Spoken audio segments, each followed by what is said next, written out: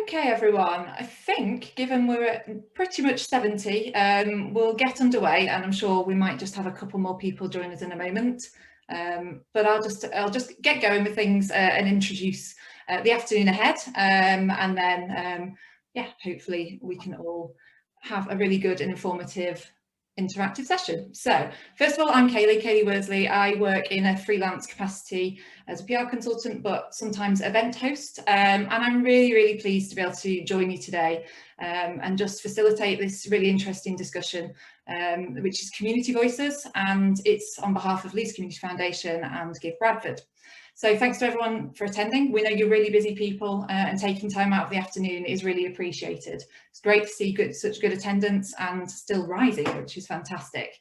This has been organised very much for you as representatives across the whole of the voluntary and community sector in West Yorkshire, to put your questions directly to Tracy Brabin, our new West Yorkshire Mayor, and the first elected Mayor for our region, which is fantastic. And thanks ever so much to Tracy for taking the time out so early in your tenure and to have this discussion at this point. We know you've been incredibly busy in the first few weeks, so it's good to have you along. So just in terms of a bit of background, I'm sure many of you know the background to Tracy's time in office, what's to come. So her election is a real opportunity for the West Yorkshire region. And today we hope that it's going to give you a bit of an insight into how Tracy plans to support and champion this sector, as well as her thoughts on how to tackle some inequalities. Tracy's election as the first West Yorkshire Mayor provides opportunities, I mentioned before, not only in the fact that it's expected to bring around £38 million annually to this region, but also to address how to level up and provide opportunities for all across our wonderful region. So the format of today, we're going to be moving on to a few short welcomes in a moment to set the scene a little bit more. And after this, I'm going to be putting forward several pre-submitted questions to Tracy. So thanks to everyone for the time in submitting those questions. We've had plenty come in, and we'll get through as many as we can as the afternoon progresses.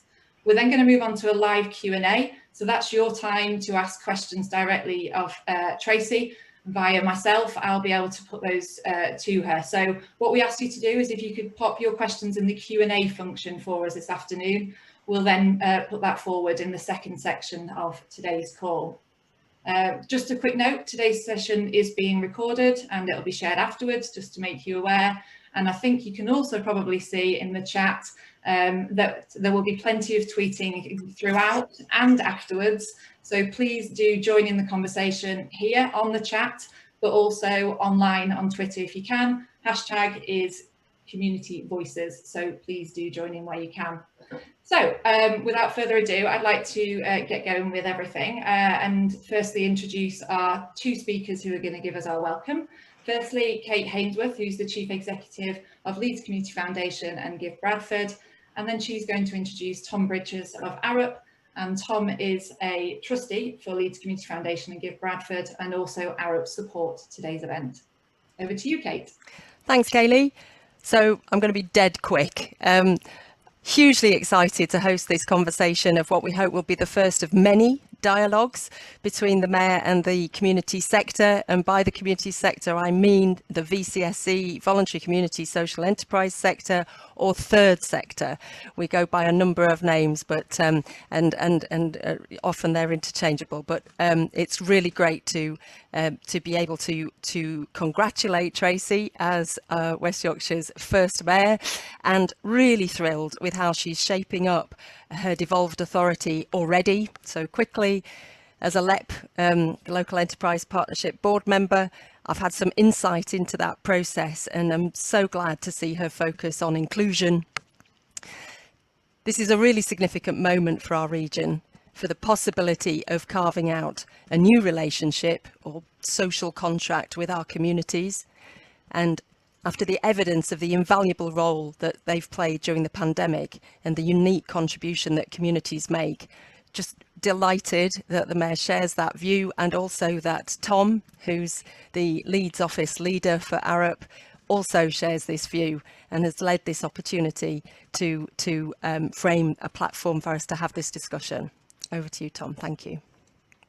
Thanks so much, Kate. It's wonderful to see so many of you at today's event, and I think it's a really important discussion. The pandemic has definitely made visible and has exacerbated some of the big challenges our communities face. Many of those existed pre-COVID, but have been worsened, or some of the trends have been accelerated during the pandemic. And I thought it was really interesting when Marcus Rashford led his inspirational campaign around free school meals. That here in Leeds, the Healthy Holidays programme, which has been supported by Leeds Community Foundation and Leeds City Council, working with and through some fantastic local community groups such as Shantona in Hare Hills or Dance Action Leeds, has been having such a fantastic impact, supporting thousands of young people and their families over many years. And I think I use that as an example. I could also use the example of when Chris Whitty commended Bradford for their exemplary response to the pandemic. And that, yes, that was the council, but it was also the way the council was working with in partnership with Give Bradford through the community sector. And the Give Bradford Resilience Fund has enabled a number of really fantastic community projects such as Skolmore Beacon or the Bradford Refugee Forum to keep going and deliver fantastic work during the pandemic. And so as we look forward to the future, I think the community sector, the voluntary sector, social enterprises have such a key role to play in understanding our communities in terms of their delivery capacity, in terms of how they can innovate. And I think it's really important and really positive that Tracy, in your campaign and in your early days as mayor, has set out an ambition to build this kind of broad-based coalition for positive change. And the private sector have a really important role to play there as well. And I think businesses are thinking about how they can maximise their social value. And I think there's a real opportunity for perhaps a new deal, for businesses to work together more coherently and collectively with the community sector to have a greater strategic impact. And I think that's something we're really, at Arup, we're really keen to explore going forward as well. So really looking forward to the discussion today and absolutely delighted to be supporting the event. Thank you so much, Tom.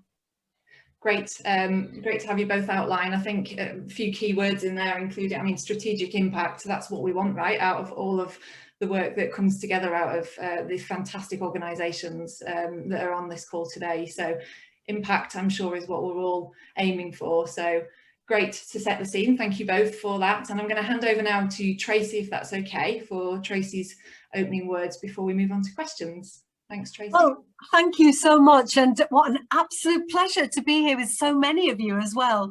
And can I just personally thank Kate and Kaylee and obviously Tom for his kind words. It's amazing and what a privilege to be born and raised in West Yorkshire and to be the first ever Metro Mayor of our region and the first ever woman Metro Mayor in the country. And I take that responsibility seriously, but I'm also proud and privileged to be here. And honestly, I want to thank all of you who've dialed in because of all the work that you've done, not just over the last decade, but during the pandemic when we needed you the most. All the charities and voluntary groups, the dedication, aspiration and ambition just really did make that difference, as we heard from Tom. And our community groups and voluntary groups, we know, are the beating heart of our communities. And having been the Member of Parliament for towns and villages over the last 5 years, I know the impact on the ground that community groups and charities and volunteers have had. It's been, in some circumstances, life-changing and life-saving. And the Royal Voluntary Service in particular in Batley has done an amazing job working with the Joe Cox Foundation to make those connections to try and end loneliness and isolation, and never more needed than at the moment after the horrible 15 months that we've all had. When I stood for election As Mayor, my pledges were rooted in the region and rooted in my experience as an MP and knowing what we need to do to turn things around. And it's been quite a challenge over the last year. And honestly, the way that we have come together to respond to that pandemic has been great. And honestly, that challenge continues. We know that funding has fallen off a cliff, and donations have fallen off a cliff. So, for example, the London Marathon, all these organisations and events that go ahead normally on a regular basis have all been pulled, and many charities are really hanging by a thread. And I know how difficult it's been. And also the pandemic has shown us really the stark injustice across our community and our society that has been built up from 10 years of austerity, and absolutely shone a light on it during the pandemic, because it can't be right, can it, that a baby boy born today in Ilkley could potentially live 10 years longer than a baby boy born today in Dewsbury, for example. So we need to do all we can, and certainly I will, to try and close that disadvantage gap and to increase social mobility across the region. But also we have the fallout from the pandemic: grief, isolation, loneliness, poor mental health, long COVID, and we're going into a period when there will now be the lifting of restrictions altogether. And I think that will also increase anxiety across our communities. For those who are challenged, whether that's from autoimmune disease or they're having chemotherapy or whatever, that they will feel quite vulnerable, I think. So potentially our volunteering and charities might be more needed than ever before. We know that the lowest paid groups in our society, often young people, women, those from Black, Asian, minority ethnic backgrounds, they have borne the health and economic brunt of this pandemic.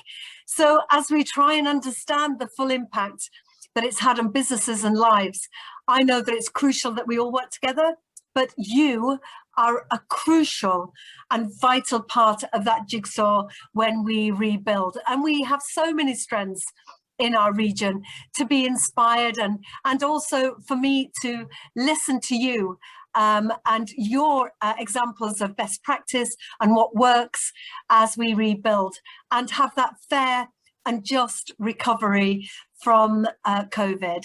I've already started delivering on my 10 pledges, which set out some of the things that matter to me, whether that's buses.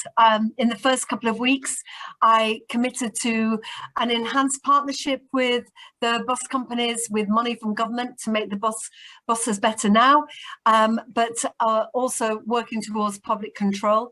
Some of you may have seen that I also appointed my Deputy Mayor for Police and Crime, Alison Lowe, and also I'm committed to the green economy is going to be a vital part of our recovery when it comes to fairness and inclusion. So I feel that the 10 manifesto pledges are bold, ambitious, but inclusivity and equality and diversity is going to be absolutely the heart of that. And I'm open and hopefully accessible.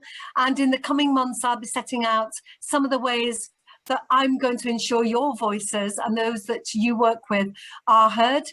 One way I'm going to do that, I've discovered that the combined authority consultation with the public reaches feels like one group of people, and not surprisingly middle-aged white men. So I'm setting up a roadshow to go around our region called Tell Tracy, and that will be matched to my pledges, but also an opportunity for me to go into communities where potentially their voices haven't been heard by those in power. So if you have suggestions about where I can host the Tell Tracy events in your community or under your brief, please do get in touch, and I really want to work with you. I also want the best jobs and skills and opportunities and life chances for the communities I grew up in and the people I grew up with. And I'm determined to use all the opportunities of this amazing moment for West Yorkshire. Everybody's been talking about devolution for years, it feels like, and now we're here. Now we're in a delivery phase with the, as Tom mentioned, Kaylee mentioned, the gain share, 38 million a year for 10 years.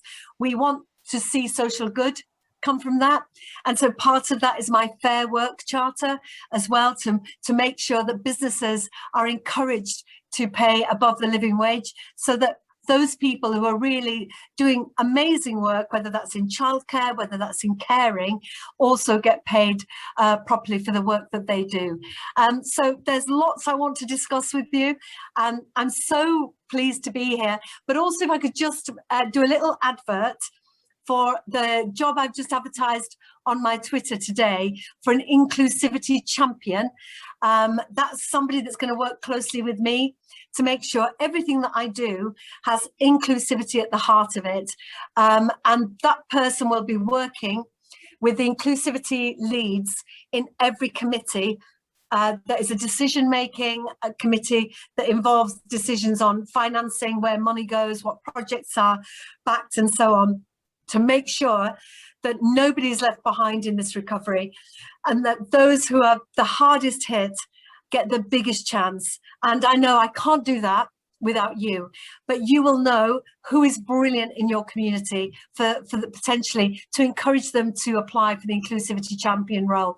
It's 36,000 a year, pension, you get a travel card, and you get to work with me. So please do share it widely, and to make sure that we get the full range of voices who apply for the role. So I'm really interested to hear your questions, and thank you so much, Kaylee. Thank you very much, Tracy. I mean, I don't know how to follow that. That was so kind of impassioned with, it's clear to see exactly what your vision is, and how bringing everybody on board along the way, especially those people who we've got on today's call. So fantastic roundup of everything to come, and I can't wait to see some of that happen, especially the roadshow. I mean, that in itself I think will get some interest, and certainly has already on the chat on the right hand side. So without further ado, I think we'll move on to the first question. And our first question today is going to come from Joanne Baker. And Joanne is from the Harnessing the Power of Communities organisation for West Yorkshire Harrogate Health and Care Partnership.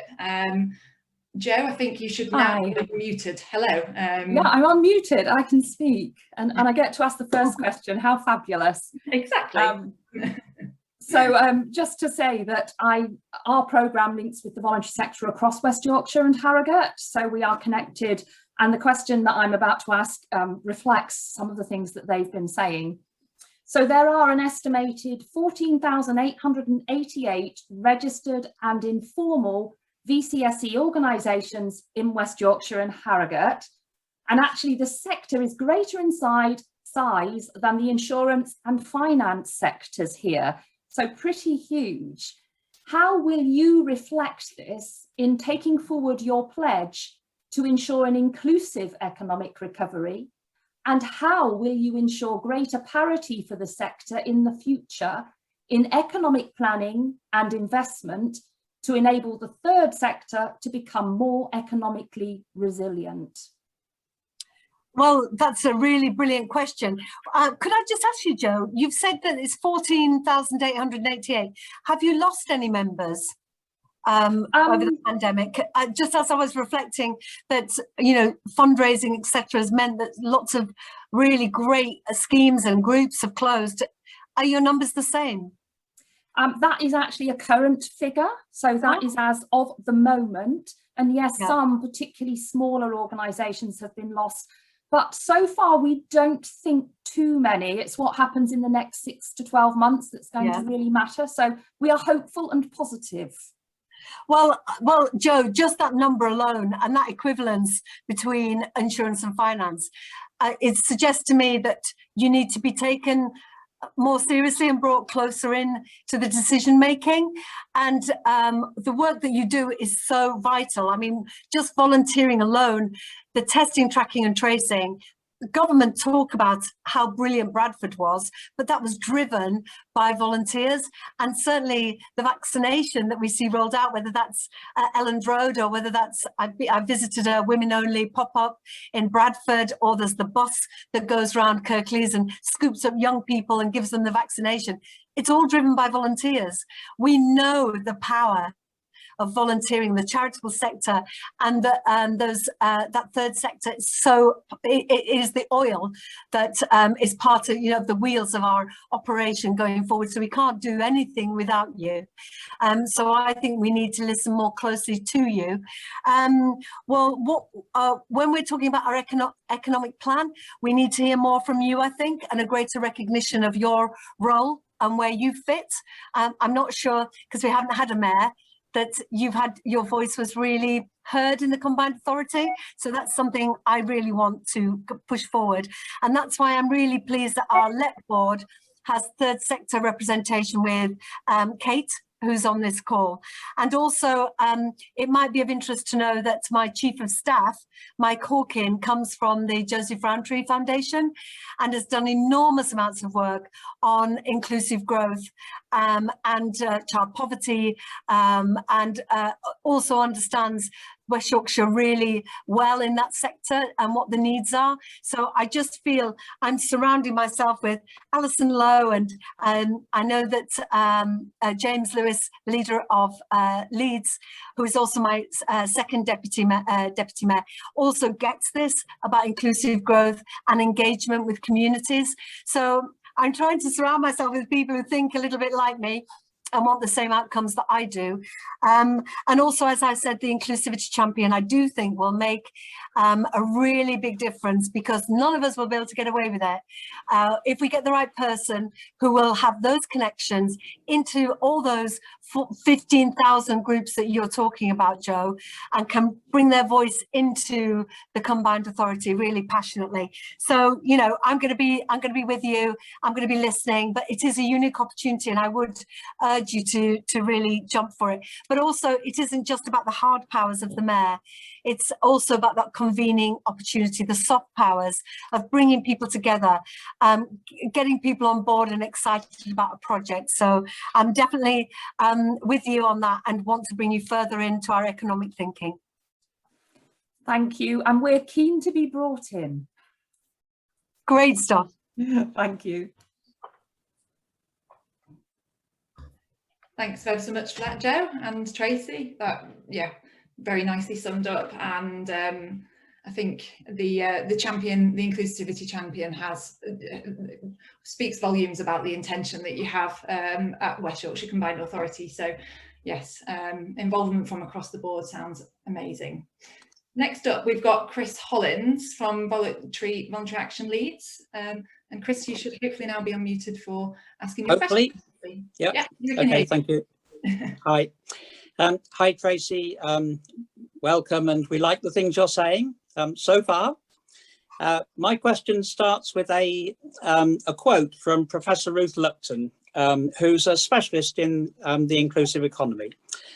She says, long-term economic decline results in less capacity in the voluntary and community sector. So our question is, how can we redress the balance and increase the overall capacity of the sector in West Yorkshire? Thank you. Well, great question, Chris. And I'll just refer back to what I was saying earlier about, I know that the voluntary sector and the charitable sector has lost substantial amounts of funding. So potentially charity shops have closed, or organisations have had to pull back on some of the services they offer, and it's sad and tragic. But also we have to reignite that commitment to volunteering that we had during the pandemic. That's now we're hopefully coming out of the pandemic, that commitment to the community doesn't fall by the wayside. And I would say, as someone who spent 3 decades in the creative industries, my commitment to a creative New Deal, which was one of my pledges, part of that offer also relies and hopefully will engage volunteers in whether that's supporting the bid for 2025 in Bradford, or the Year of Music in Kirklees, or the bid for Leeds 2023. We will need volunteers around those creative offers and to excite young people as well. And also my commitment to the green agenda. I'm hoping tree planting, community organised events to whether that's to build leaky dams in Hebden and places like that, to bring people back into the community to volunteer, and also to hopefully tackle loneliness and isolation by using my manifesto pledges to try and encourage people to volunteer, to try and get us to where we want to go faster, and you know, having some other outcomes for our communities. But also as a Labour and a cooperative member of Parliament, I believe in the cooperative agenda as well, so supporting social enterprises, co-ops, often that are set up on a volunteering basis or come out of charities, to try and help them economically and support them if they want to go further and become more of an economic business idea over and above volunteering. So I'm hoping that we can encourage volunteering to also then segue into an economic and a business proposal that I'd be very happy to support. Also, we know that volunteering gives us skills, and unfortunately the numbers of young people who have become unemployed and are actually facing long-term unemployment and potentially could be you know, a generation that is lost to us. I would agree with the outgoing Minister for Children, Ambassador for Children, I can't remember her title, Anne Longfield, but she was talking and calling for a Nightingale moment for young people. So I'm hoping that together, potentially, Chris, we could work and identify how we have that Nightingale moment for youngsters, offering, you know, volunteering opportunities that are credible, that are interesting, and that add to young people's CVs, and to help them get back into the job market, because there will be many who are a long way away from the job market currently because of the pandemic.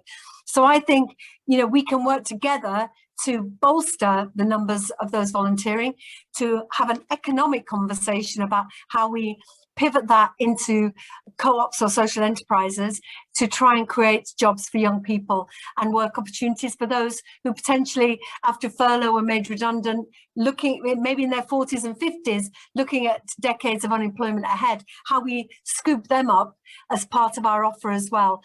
Because we know that, you know, it's not just participating in events, it's also those who are supporting those events happening also get a huge benefit from being part of a cultural event or a happening or some sort of project in communities.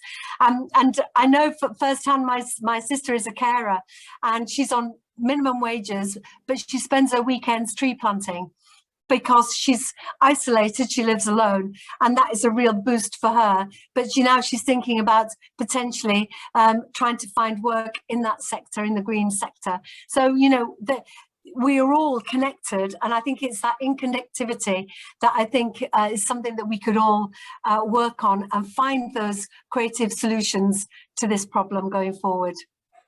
Thanks, Chris.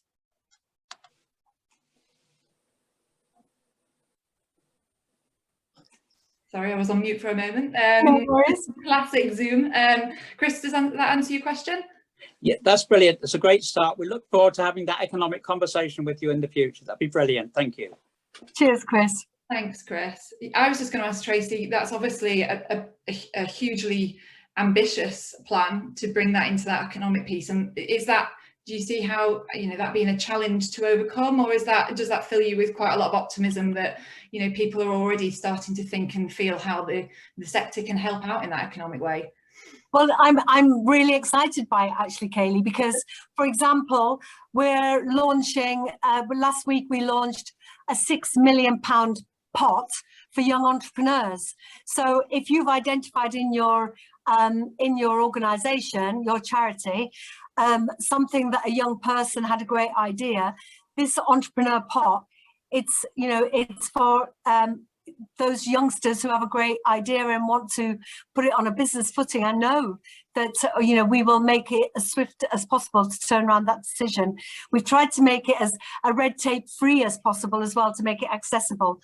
But there's other schemes and opportunities that I'm just really keen to get going on, and want to hear from you about how your experience can help me. Every day is a school day. I'm 6 weeks in, and I know that you've lots of you on this call will have a real and deep understanding about your community and how you can monetize or identify those startups that I could help with in order to get people back into work. Brilliant, thank you, Tracy. Okay, so next up we've got Maddie Sutcliffe from Nova, and I think Maddie should now be unmuted. Are you with us? Thanks. Yes, thanks, Kaylee. Hi, Tracy. I think you've talked about volunteers quite a lot already, and I think in part you've answered this, but I'll go ahead and ask. There are 147,900 volunteers across West Yorkshire, supporting organisations for over 10 million hours every year. Volunteering offers a route into employment, building confidence, promoting health and well-being, developing skills, knowledge and experience. So our question is, where does volunteering fit in your approach, which I think you've talked about already, to increasing access to employment? And will you ensure this is connected to local third sector volunteering organisations? Well, I mean, you could power the national grid with the energy from the volunteers, couldn't you? It's just a phenomenal sector.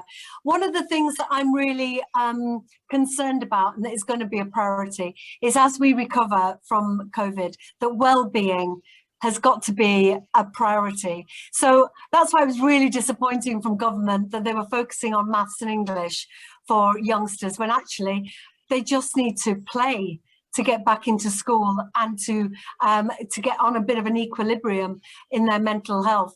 But what I would like to do is to use that focus on well-being to filter through all my my manifesto pledges. So housing, what sort of housing supports well-being?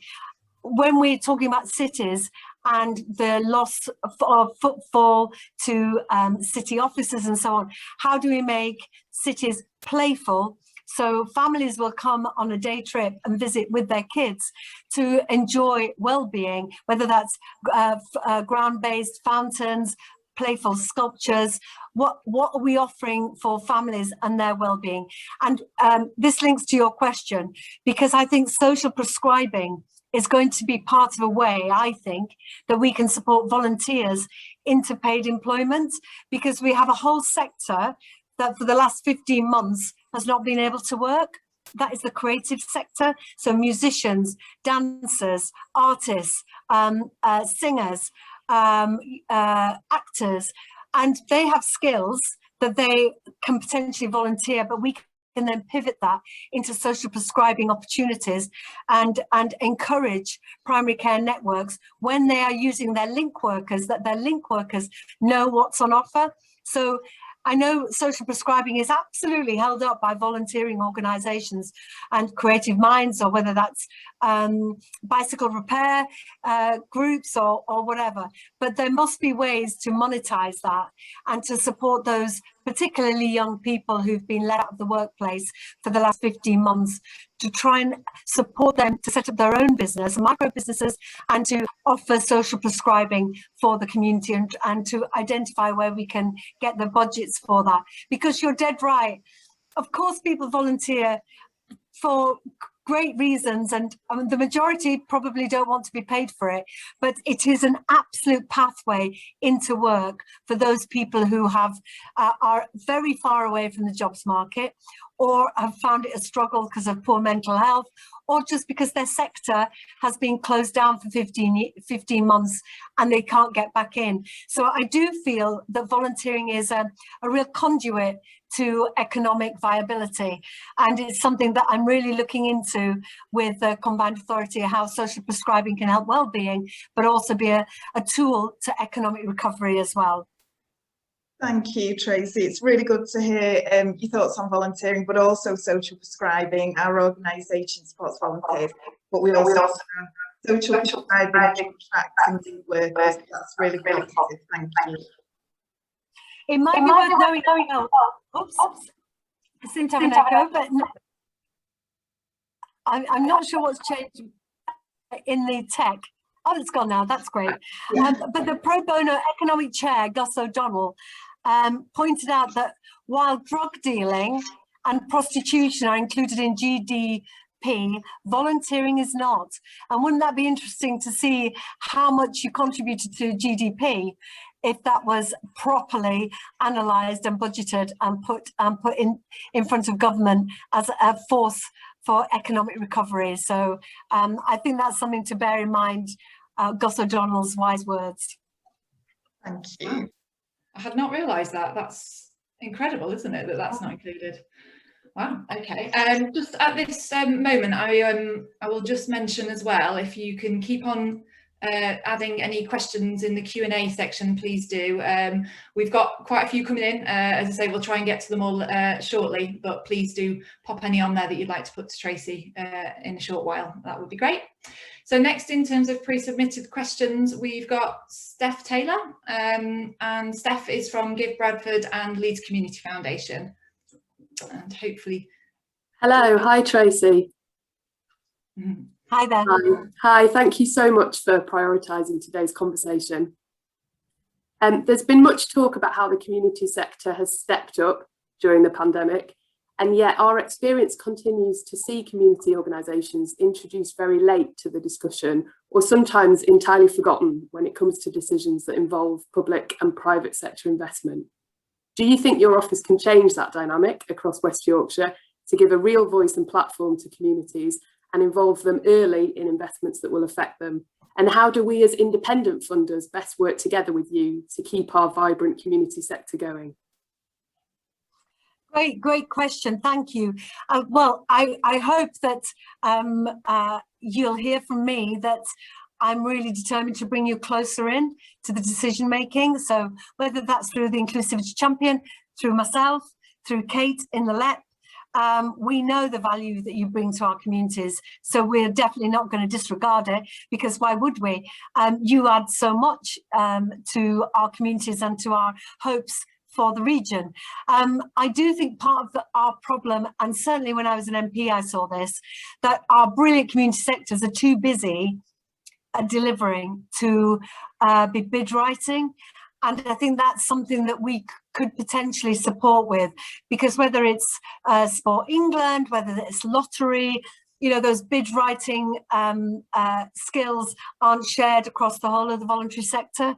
So it's something that I hope the Inclusivity Champion will help me with, having those opportunities. I'd also like to develop my own pot of funding.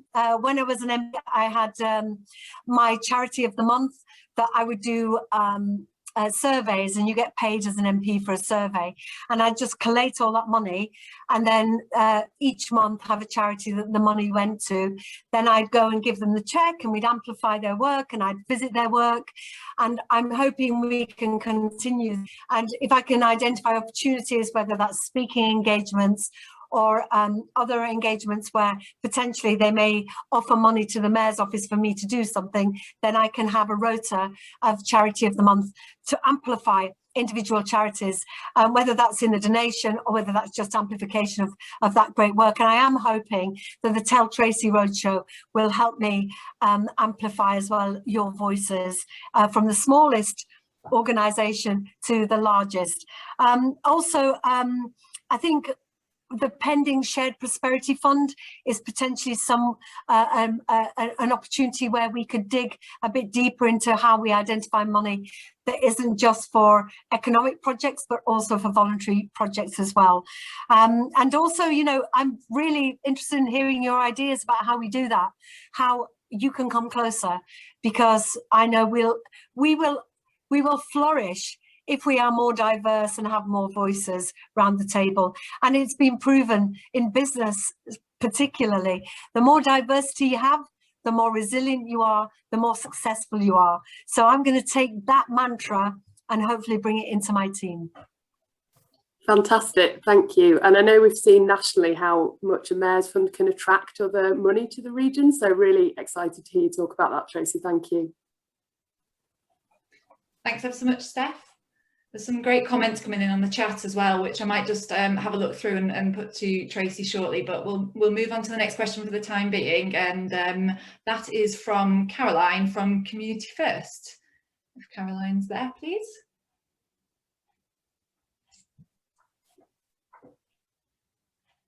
Can you hear us, Caroline? We can't hear you. Sorry, folks. No worries, we can hear you now. Thank you, thank you. Hello, Tracy. Really nice to see you, and like everybody, thanks for your time. So Community First Yorkshire, we're part of the Harnessing Power of Communities, which Joe talked about earlier, that group of organisations supporting the voluntary sector, but also we are a rural community council, so part of our sort of interest is rural areas. But my question is really focused on health to some extent, and that is that the voluntary and community sector play an important role in the prevention agenda. And by that, I'm meaning good health and well-being and preventable ill health, and in supporting those most likely to experience inequalities. So the question is really, how will you involve the sector in tackling your priority areas and health inequalities? Well, thank you for the question. Can I just say, I think Community First are an excellent organisation. And I think I've touched on a number of the elements of your question. So whether that's social prescribing, whether that's making homes warmer, safer, so people don't feel vulnerable in their homes. So I'll have money as the Mayor to fund hard flood defences. We're going to be tackling climate change. So, you know, so that you're not washed out of your home or your business. So there's hopefully every element of my manifesto is absolutely chiming with your desire to create well-being, support communities to be resilient and robust, to have opportunities for young people to get work and to fulfill their potential. But also talking about health, really important that people can stay well for longer. That works in all our interests, doesn't it?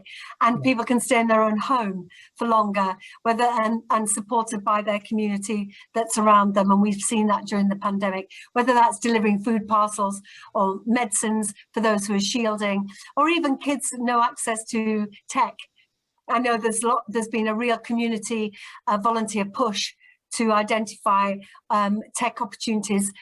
You know, just listening to a mum talking about she's a single mum, and she's got a number of kids, and they're all sharing a mum's mobile phone to do their schoolwork during the pandemic, you know, and then communities stepped up to provide tech to those kids.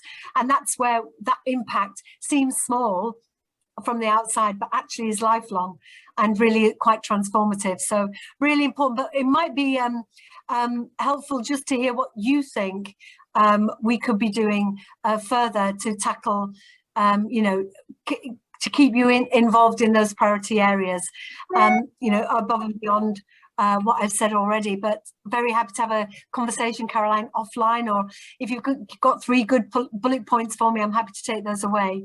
Yeah, that's excellent, Tracy. I did like the fact you mentioned warm places to live. I do think the drivers of ill health are where it needs to be tackled as much as anything. And so I was really pleased to hear that. And then your comments about transport. And again, especially in terms of people being able to reach appointments, etc. So a lot of what you've said certainly chimes with things that we could feed into. And certainly, yes, we can engage further beyond this. That'd be excellent. Thanks a lot. Great stuff. Thank you. Thanks, Caroline. Just as I mentioned, I was going to have a look through some of these comments just for feedback, because lots have been coming in, which is great, and obviously it's food for thought in terms of everything that's been brought up this afternoon. So Adrian has shared with us that there are some plans for tree planting at the White Rose Forest, which is leading on fantastic work and creating opportunity for community engagement. But the key thing is going to be creating the flexibility through those funding streams. And I know you mentioned funding streams as a priority there, Tracy. So a good local example of what's happening right in our very good region. Then we've got Kath Lindley, who's mentioned that their organisation has just supported the Hepworth in Wakefield to work with 2 smaller community groups to develop a project supporting people with dementia and their carers. And they employ artists from the area, so it has a double benefit of training and skilling up the artists too. So some real examples of, as you mentioned earlier, Tracy, those larger organisations feeding into the community organisations, and the huge wealth of volunteering and other work that's going on to really bring to the fore exactly what our region's all about. Could I just ask, whoever put that in the chat about the Hepworth and the artists and dementia sufferers, could you invite me to that project? I'd love to see it. And also about the White Rose Forest, the Queen's Canopy. I mean, the government are committed to millions of trees being planted, but we need to identify those funding streams, get those saplings out where they're needed, get the permissions swiftly dealt with. Absolutely, we have to speed this up. That is going to be part of our mission if we're going to combat climate change and we're going to hit those zero carbon targets by 2038. We have to reduce our carbon emissions by 50% every 5 years if we're going to hit that target. That's going to be massive undertaking. And so whatever anybody can do in this sector to help us all hit that target, and this tree planting is going to be pivotal. So very much in that space and very happy to help. And if you're coming across any blockages, just email me and we'll see what we can do. Both Kath and Adrian have come back and said they would love to get you involved, so I'm sure they'll both be in touch. So thank you for that, Tracy. Brilliant work. Okay, and then on to the final question for this section, and that's back over with Tom Bridges from Arup, if that's okay, please, Tom. Hi, thanks Kaylee, and thanks for a great discussion, Tracy. You mentioned earlier the former Children's Commissioner Anne Longfield talking about the need for a Nightingale moment for our children and young people, given the way their education, their life chances, their employment prospects have been damaged so significantly over the last 18 months. But the inequalities amongst young people have also been widened to such a large extent. What do you think you can do in your role, working with the voluntary community and social enterprise sector, but also working with business? What can we do to help tackle some of those issues? Well, can I firstly say Arup is an extraordinary organisation, and during my selection I was very grateful for the document you sent me about Arup's vision for the future post-pandemic, and it really did feed into my thinking and your vision for cities in particular. So thank you for all the smarts and the time you took with that. Look, we know young people are hardest hit, most likely to be employed because of the pandemic, but they are our future. Their well-being and mental health is also under pressure. Before the pandemic, we saw poor mental health and the CAM service under siege almost from young people who needed those services swiftly. Now, where are we going to be after 15 months of lockdown? We're going to be in a more difficult position. Now, I believe we have to offer hope, we have to offer playfulness and self-expression in order to help with that mental health challenge, but also we have to offer jobs, and that's why I'm committed to 1,000 skilled jobs for young people is one of my manifesto pledges. Another is the Mayor's Green Gateway, so using the Kickstart programme to identify young people who will be placed in green companies to get green business on their CV, so that when I hopefully will bring in more green companies to invest in this region, that they will be ready for the world of work. But it might be worth just running through what's currently in place and what I've been supporting over the last few months to make sure we get really good outcomes. Partly that my challenge is that the Careers Advice Service across West Yorkshire is patchy. What I want is a 5-star gold-plated careers advice service that identifies not every young person wants to go to university, T-levels, apprenticeships, entrepreneurship, you know, volunteering, where do they fit in a young person's journey and their destiny? But it might be just worth knowing that the Reboot program offers 18-year-olds the chance to upskill, get qualifications and enter employment. I'm also committed to a digital academy. That was part of my commitment to digital skills training. There's an organisation called ADA in Tottenham in North London, and they focus on disadvantaged kids and coding and getting them the skills for the digital sector, but they also focus specifically on girls. Now we're having conversations with them.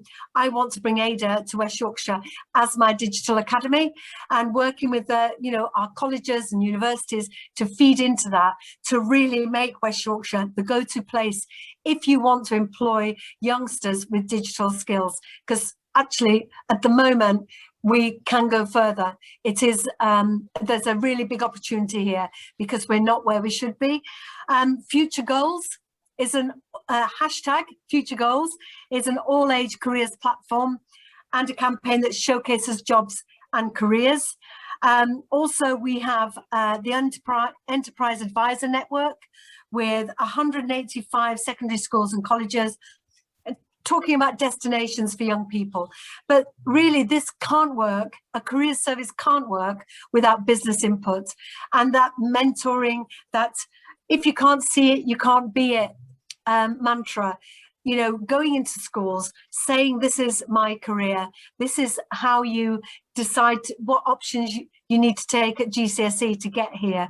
You know, that advice, that support, that practical help. We have a careers hub in Bradford and Kirklees, and they really do focus as well on youngsters with SEND needs and challenges, because it's not just about those youngsters who you know, are breezing through school. It is also those who have got lots to give, who could potentially be left out given the crisis that the young people are facing. Also, there's a pilot raising aspiration fund, which has created employer co-design provision targeted at students from disadvantaged backgrounds. Skills for Growth enables SMEs to access education providers in a one-stop shop approach. And when it comes to employment, there's the employment hubs, supporting young people aged 15 to 24. I'd actually like to expand that to 30, because I do think there's going to be a lot of young people who've maybe left university impacted by COVID, find themselves on the wrong side of, you know, 23, 24, and are going to feel really left behind, but could potentially add so much. Or maybe you've got life experience and gone to college late, and that life experience is invaluable often. Also the apprenticeship levy support service, which helps businesses use their levy funds to recruit their own apprentices or to share with SMEs, to share their apprentices using their unspent levy to other businesses. But honestly, I am absolutely focused on jobs, jobs, jobs, because that is the only way inclusive growth is going to work. If we put more in people's pockets, take less out, so make buses cheaper, cap the fare, cheaper tickets for young people. We're launching that at the end of this month. We need to make the outgoings less, put more in people's pockets, but get them into work, get them connected with others, get them out of their back bedroom on their computers and into public, you know, people-facing experiences. And we've a job of work to do, but I'm really determined, working with people like yourselves, we can support this generation. And frustratingly, you know, looking at my own journey from being working class young girl, growing up in a council flat on free school meals, everything that helped me achieve where I am today, free libraries, social housing, cheap transport, free education, all of those things are not there for our young people now. And I really worry for those youngsters on Howden Clough Estate. I just don't think they have the same life chances. However, the Mayor gives us that opportunity to reset the dial.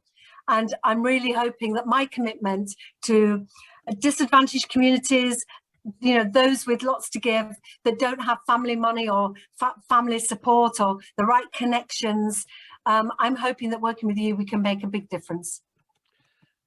It's absolutely inspiring, Tracy, to hear that, and it's so important, isn't it? We know that a period out of the workforce when you're young can affect people's earnings and potential throughout their lives. Our experience as an employer is working through the social enterprise and community sector on some of these programs really has an impact. So this week we've got around 50 young people doing something with us. It's online, or they'd normally be here in the office. Our annual design and engineering awareness week, and we deliver that with the Ahead partnership. We couldn't do it on our own, or couldn't do it as effectively. We work closely with the Forging Futures campus that CEG support at Kirkstall Forge, a fantastic project which has had a superb impact on the lives of people. And so I think the business can do more, but it can do more by working through the sector and some of the people we have with us today. But thank you for that. If I could just say, Tom, I'm really hoping the business will step up and help me with my Green Gateway, because I will need business to take on these youngsters on the Kickstart program. So business may feel, oh, you know, it's too much headache, but I really want to excite youngsters who the DWP and the Job Centre have said they've found it really hard to get youngsters excited about Kickstart because it's only 6 months and what's the point? But I'm hoping that the climate change emergency could be a lever and a magnet to those youngsters to say, oh yeah, okay, actually that's something I care about, so I'm going to go on this scheme. So if you know of green companies, or if you've got a green project that we could pathway the youngsters into that, I'd be really grateful. I know that Yorkshire Water are doing a fabulous job, very similar program actually, and I'm hoping to work with them as well. But if you know, it is about us really landing straight away from the Mayor's office saying you are a priority and we will not let you down and we will not let you slip through this COVID crisis unsupported. Because there are those, like my own girls, who are 28 and 24, they're still living at home, they're both actors, and actually their COVID pandemic has been horrible because they haven't been able to do their job, but they've been protected because their parents earn, and they have a nice house, and they have a garden. But how many youngsters across West Yorkshire don't have that? And have had to just leave all their dreams behind or feel abandoned. And I think this is our sort of once in a generation opportunity to lead from the front and say, we're here for you, we're family, West Yorkshire, and we'll do all we can to help. Yeah, I think that's quite a call to action in itself, isn't it? I mean, that's a really rallying cry. And I would just have to share with you, Tracy, that on the right hand side, we're getting lots of nice comments, but specifically one from Jill, who's just said, this is also incredibly inspiring. Maybe it isn't just football that's coming home. So, I agree. Yeah. But in all seriousness, there's huge amounts to do, and the scope that you have within your remit, it's massive on both the voluntary community sector side and obviously that business. And as Tom said, that I guess bridging the two is going to be a key, and having those conversations with the right people when you can to make it land correctly, and the actions really to have that impact that you desire. So yeah, brilliant. Okay, thanks ever so much, Tom. And we have plenty of questions coming in, so I'm going to move on swiftly because we've only got half an hour remaining, and we'll try and get through as many of these as we can. First up, I'm going to combine a couple that are on a similar theme. So that's around social value. So I'm just going to walk you through these, Tracy, and you can hopefully answer them in one go. So Sue has asked, so she said that the COVID-19 pandemic is having a disproportionate effect on socially excluded populations. How will Tracy in her role support the social enterprise sector to grow and create social value, particularly in disadvantaged areas? And then we've also got, I think it was Ali, yes, when I just scroll down, Ali says, due to the recent events that have hit the economy hard and following years of austerity, how can you ensure that commissioning focuses on social value and impact and not just monetary value? So there's a real theme there on the impact. Is there anything you can share with us, Tracy, on that front? Yeah, and certainly this is the way I think that a lot of businesses are now pivoting to understanding what they can contribute to our communities and what social value they can bring when they're talking to their workforce. What type of companies do people want to work for? Is it the ones that care about their communities and give their workforce time off to volunteer, or invest in community fun runs or community food banks and so on? But what I would say is that I'm committed to a Fair Work Charter, and that charter is not just about above the living wage commitments from companies, but also what is your social value? What can you bring to our thinking when we're talking about procurement? When we want to work with companies, who are we going to work with?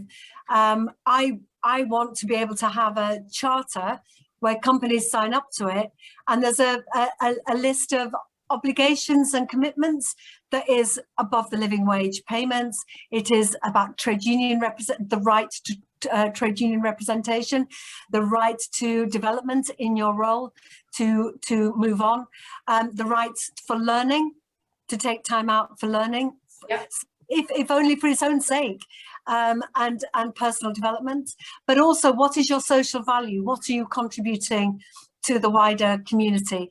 That is pivotal, and I really do feel I'm not alone in this.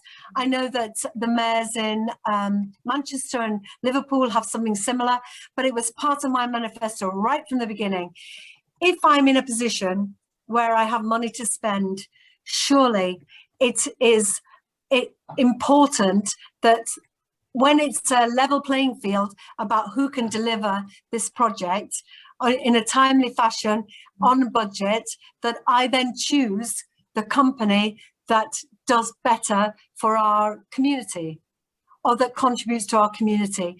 So I'm really hoping that the development of the Fair Work Charter will encourage businesses to get on board.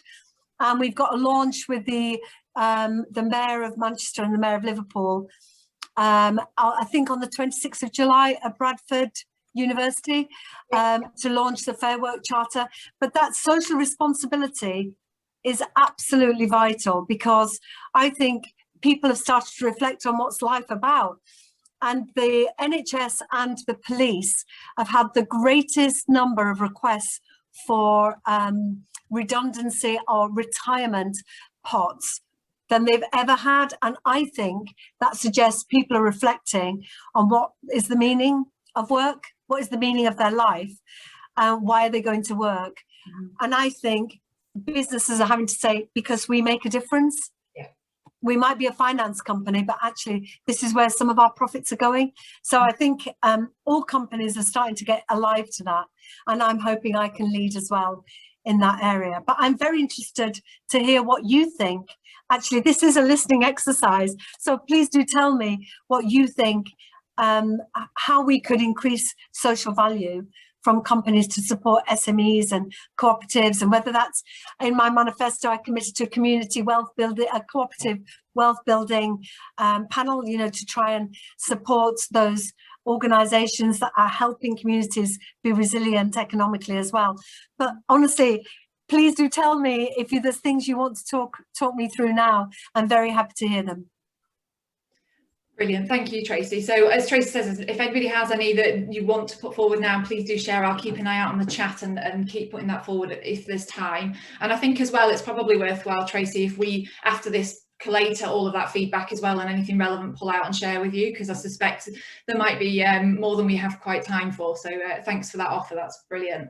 What I am going to do is just move to one. Actually, there was a couple of people who wanted to attend and weren't able to be here in the event today, so they actually sent a couple of specific questions over. So I'm just going to ask one now on behalf of Sarah Turner at Kids Club, and she said she'd like to know how Tracy plans anything around resourcing children's mental health and wellbeing as we emerge from the pandemic, bearing in mind that it's an already overstretched and under-resourced citywide service delivery. So I thought that was quite an important one. We've not quite touched on children mental health and wellbeing at this stage. So is there anything you can share with us at this point on that?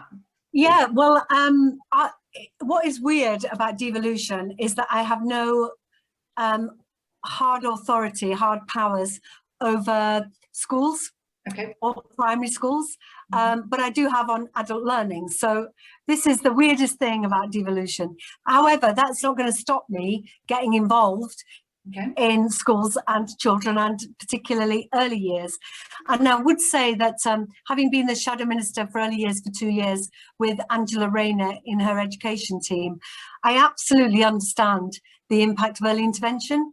So my role as Police and Crime Commissioner, we have opportunities for funding, which is Safer Communities Fund, early interventions, and that is where I'm hoping to put a lot of my focus about family and support for families, and to get upstream of the trauma of young people that then leads them into a life of crime.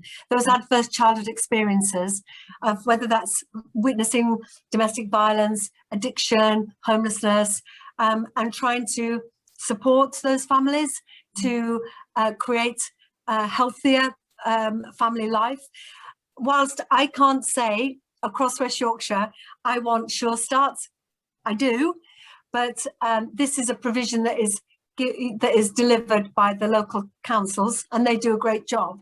But what I'm hoping is that my convening powers and my soft powers will be to try and encourage all of those providers to think about where we can do better, where the mayor's money or the mayor's influence can be the cement in the bricks of their offer, so that West Yorkshire is the best place to raise a family. Okay. And certainly, as I mentioned, it's blooming heartbreaking to see the creative side of school being eroded by a government that seems hell-bent on going back to a traditional, what feels like not fit for purpose approach to learning in schools. And we've seen that in further education, that they want to to cut the funding for arts subjects, when actually it seems counterintuitive, because actually every business I seem to speak to says what we need is creative problem solving.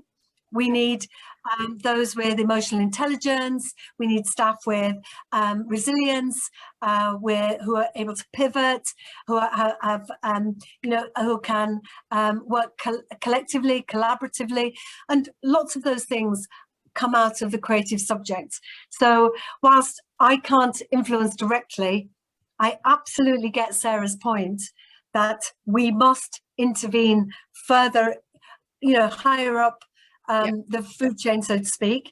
When we get mums pre-pregnancy, and then throughout their journey, supporting them with health visitors, programs, playfulness, time spent with families. And also I have seen really great examples of cooperative nurseries, where actually when I became a parent, I had everybody has their own challenges, don't they? And I was able to learn from other parents how to be a parent. And I think the cooperative nursery model, where if you're cash rich and time poor, you pay a decent whack into the nursery. But if you are cash poor but time rich, you volunteer in the nursery. Obviously all the checks and balances are, and all the key workforce are there, but you are contributing, whether that's taking kids to the park with the nursery, or whether that's showing a bit of painting, or a bit of sewing, or whatever you can contribute. It helps you also to observe parenting and observe what story time looks like and what quiet play looks like, and so on. So I think there are models that I would be advocating, whilst I don't have the responsibility. So those cooperative nurseries are something that I would love to talk to people about. if there are people out there that have got suggestions about how I can amplify and support them, because we really must put the family at the heart of this recovery. Brilliant, thank you. I guess to your point, it's about being creative with the resources that are available, given that things are, you know, we have come out of a very difficult period. So yeah, that sums it up really brilliantly. I'm just going to pick up on one that's just come in actually from Julie. So this is around household food insecurity. So she says, part of the levelling up you talked about, we need to eradicate household food insecurity in the UK. And the question's been removed from, it took my question away. Hang on a minute, let me move it into answer. There we go. We'll help you, so we need to eradicate household food insecurity across the UK. Will you help us as part of the West Yorkshire Food Poverty Network develop the strategies that we need you to help as Mayor and help to eradicate food poverty? Of course. I mean, the Trussell Trust have shown that the crisis in food insecurity is off the scale, and certainly it's those in work, those who are in work on universal credit, who are more often than not, they have more month left than they do have their month's pay. And we have seen that, haven't we, during the pandemic? And the Trussell Trust numbers are eye-wateringly shocking, but that doesn't even factor in Batley Food Bank, for example. It's not a Trussell Trust food bank. Cleckheaton Food Bank that is run out of a church. You know, there's all these other providers. So it is off the scale how terrifying that is. And I would say to you, as someone who grew up on free school meals, the summer months are very long. Okay. And nobody can live on sugar sandwiches alone and crisp sandwiches. Certainly there were times when I know my mum went without something to eat so we could all eat. And Marcus Rashford, why did it take a footballer to shame a government into doing the right thing? And still some of their members of parliament voted against giving hot meals to hungry children. So we have a job of work to do.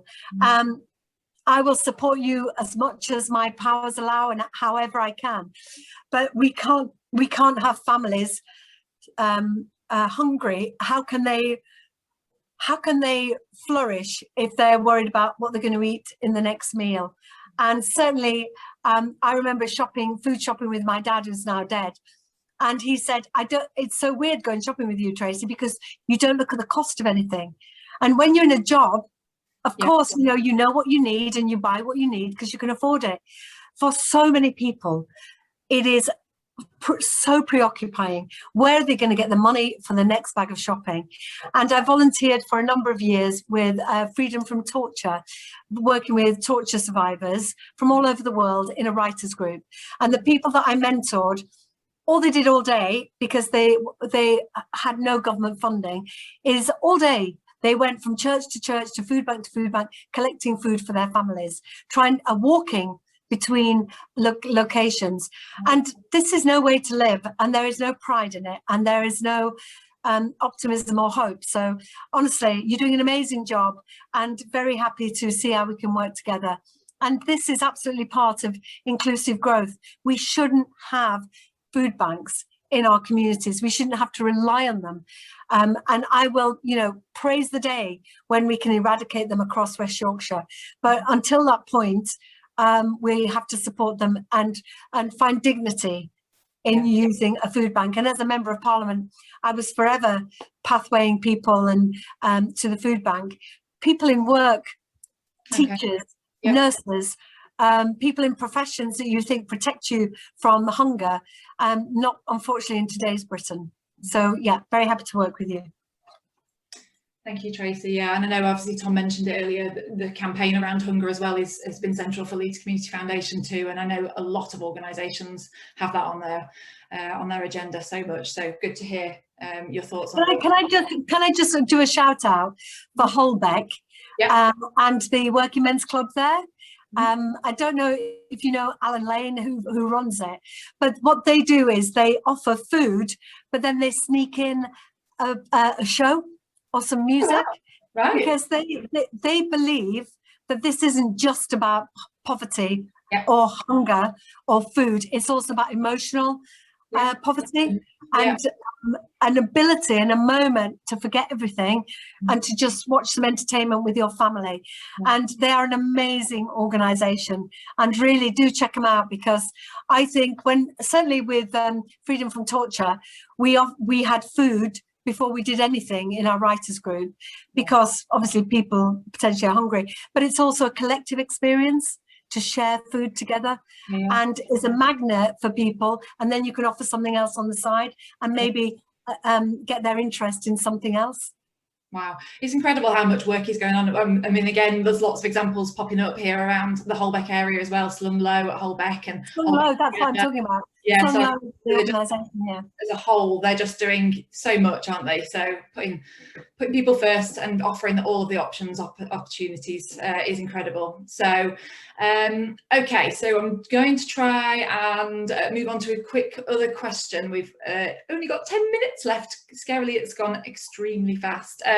So I might move on to Jenny Williston, and she's specifically asked around support organisations in West Yorkshire which help asylum seekers with housing advice and advocacy, and how you can support them because they're facing even more discrimination and exclusion through current borders bills.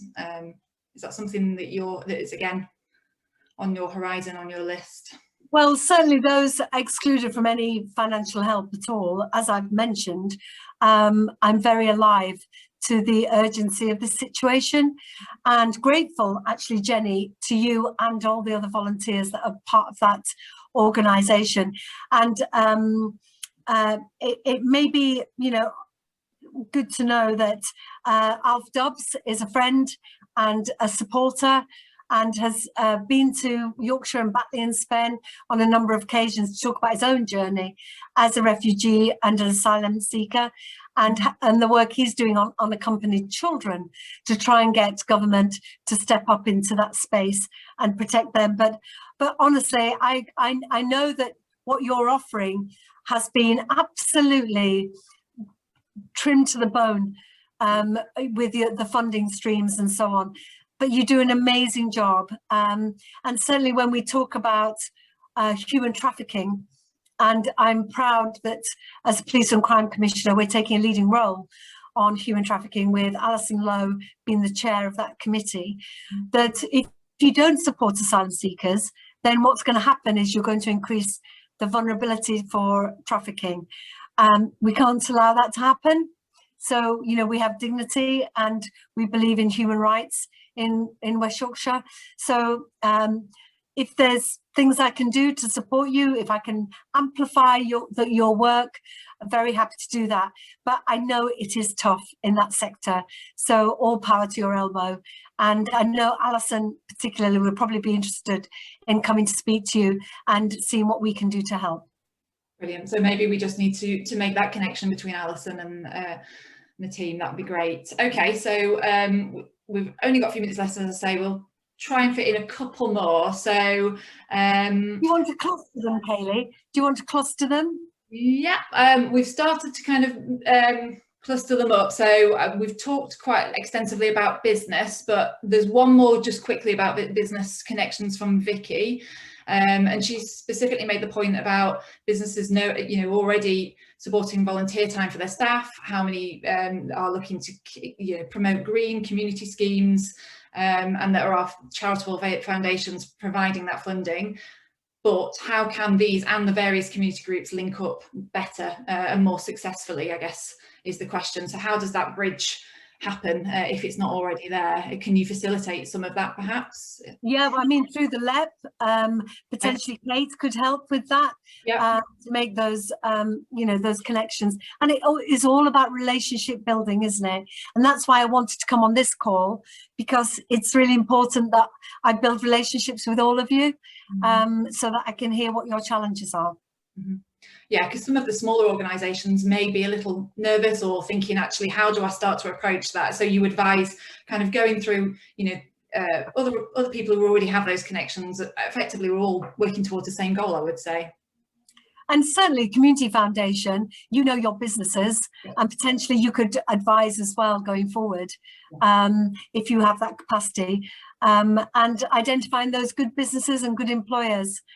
big employers, or those sort of landmark employers, whether that's colleges or universities, those, you know, those organisations that have been here for decades, to potentially go to them as well, which, you know, they'd probably be more open to a conversation. Yeah, brilliant. And moving on to Craig's question. So Craig has said that Leeds County Council agreed to that the LGBTQ community needed a community centre specifically for the LGBT community and older folk. And it's basically not happened. In 1982 that was given. So can you see this becoming a real thing in West Yorkshire anytime soon? Craig is also the chair of GIB Bradford as well, and he was really passionate about that whole agenda. Well, Craig, don't worry, because certainly coming from a creative background, and my daughter's a drag queen, I really do believe in inclusivity. So one of my first visits as Police and Crime Commissioner, I think it was in my first week, was to launch Pride Month. And I went to Wakefield and met with the LGBTQ police representatives there, who had lots of challenges and lots of things that we could work on together. Our organisation, the Combined Authority, didn't have an LGBTQ group. Right. So Pride Month, I launched that with lots of bells and whistles. Good. And now we have a group that's setting up.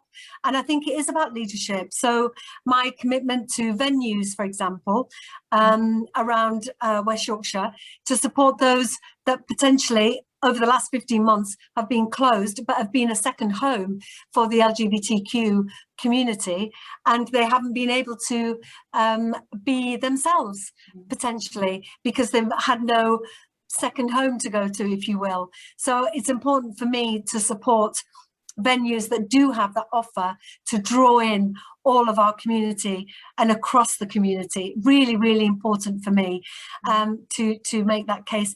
I can't comment on Leeds Council. It's not my gift, I'm afraid. They make their own decisions, and as they should. But rest assured, I'm a champion for LGBTQ. You will find a friend in me.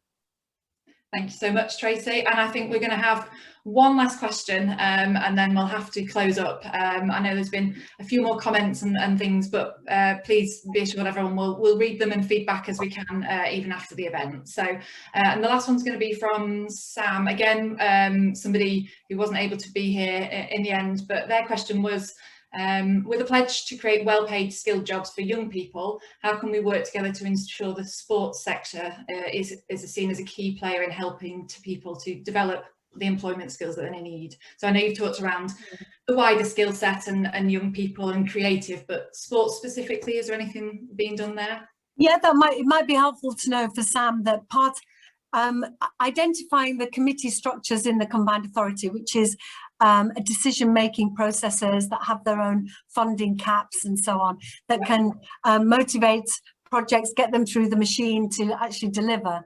There wasn't one that was identifiable, focused on creative and sport. So I'm setting up my own committee that I will chair, with major players and those with great knowledge. It's going to be hopefully the most diverse committee, but also will include sport, because of course, in the same way the creative sector provides flow and well-being for young people, so does sport. There's no doubt about it. And certainly for working class youngsters, it's often the magnet that keeps them in school, and also gives them opportunities for careers. So really, really excited if Sam wants to reach out to see what we can do together. Fantastic. Thank you so much, Tracy. I might just hand the floor back to you momentarily to just give a quick sum up, if that's all right, before I close off. I think we've just about exhausted the time for questions, but it might be useful. You're happy if we send on questions and comments after this, are you? Sure. Brilliant. Thank you, Kaylee. Very well hosted, may I say. Well chaired, thank you. And look, brilliant questions. You're amazing organisations. You are struggling on a daily basis to try and deliver for the communities you care about. And often it feels like you're not heard, or you're on the margins of decision making. I want to just reassure you that as Mayor, what you do is really valued. How you can help me in my thinking is absolutely vital. And it's a priority for me to make sure we have a robust and healthy voluntary sector, charitable sector. You are absolutely the beating heart of West Yorkshire. And I know people say that glibly, and governments say that all the time, and then you get your funding cut. But I really want to reassure you that I'm hopefully as well surrounding myself with people that think like me, and that together we can develop that strategy going forward to support you as best we can. Thank you so much, Tracy. On behalf of Leeds Community Foundation, Gig Bradford, the whole of the sector in West Yorkshire, I can't thank you enough for the time that you've given and the honesty and the openness that you've shared with us this afternoon. Genuinely been powerful and inspiring, and I think it really builds a platform for the next stage in building the relationships, as you mentioned earlier. It's important that that's seen through. So we'll be sure to collate everything and send over all the details to you. There has been a few people saying we'd love to do it again in the future as well. So let's see, but we're really, really excited for what's to come. You've clearly got a vision, and I'm, on behalf of everybody on this call, I'd like to say that it's great to feel part of that vision moving forward. So thank you. And can I just remind everybody, please share the job application for Inclusivity Champion. I won't know everybody, so if you could share it with people that you think will be good in this role, to help me with my thinking and to lead the direction of travel for the combined authority. You know, I'm in this job for the long haul. We can make a massive difference, but I need that person by my side. It's a big job as Mayor, so I need somebody to really drive that agenda and keep me on point. So please do share it. That's a huge goal, isn't it? But an exciting one. Yeah, brilliant. Absolutely will do. So yeah, thank you so much. And thanks to everyone who's asked all the questions. It's been really insightful and lots of topics covered. What I'd like to say is, yeah, thanks again for time. And if football's coming home, we can definitely decide that West Yorkshire's also going to play its huge part too. Enjoy your evening, everyone, and thanks for joining. Cheers, Tracy. Bye. Bye, everybody. Bye. Thank you.